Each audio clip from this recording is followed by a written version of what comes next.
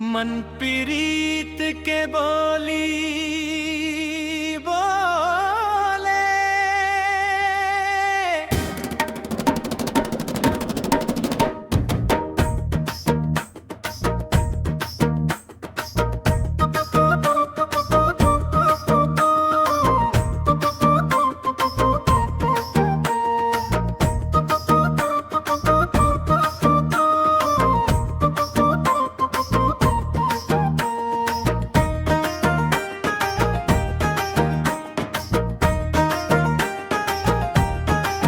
मन प्रीत के बोली बोले,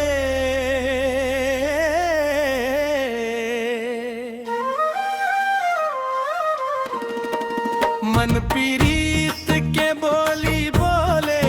तोर नाम ले लेके मोर सपना मना थस रे, मुस्कान दे दे के चंदा जैसन चमकत है तोर गोर गोर माया, तोर बिना लागे नाही ये दुनिया मन काया।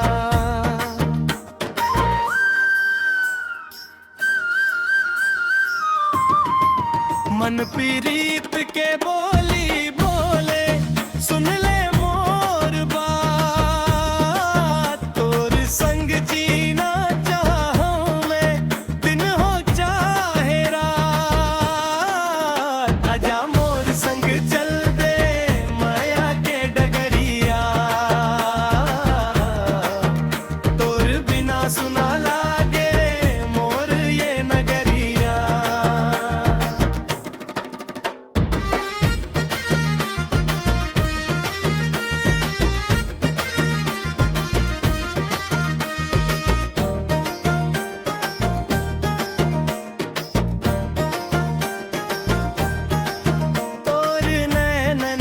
जादू मन मोर मन हराए, तोर हंसी के रोशनी मन मोर दुनिया बसाए, हाथ पकड़ के कहीं थो छोड़ नहीं तोला, जन्म जन्म के निभाऊं मोर साजन बोला। मन प्रीत के बोली बोले, सुन ले मोर बात, तोर संग जीना चाहूं मैं, दिन हो चाहे रात, आजा मोर संग चल दे माया के डगरिया, तोर बिना सुना लागे मोर ये नगरिया।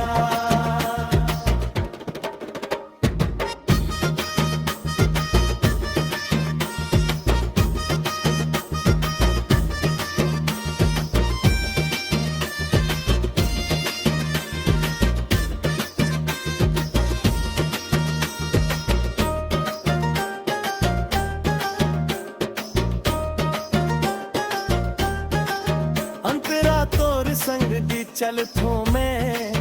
माया के डगरिया, फूल जैसन महके मोर जिंदगी के बजरिया, तोर बात में जादू है,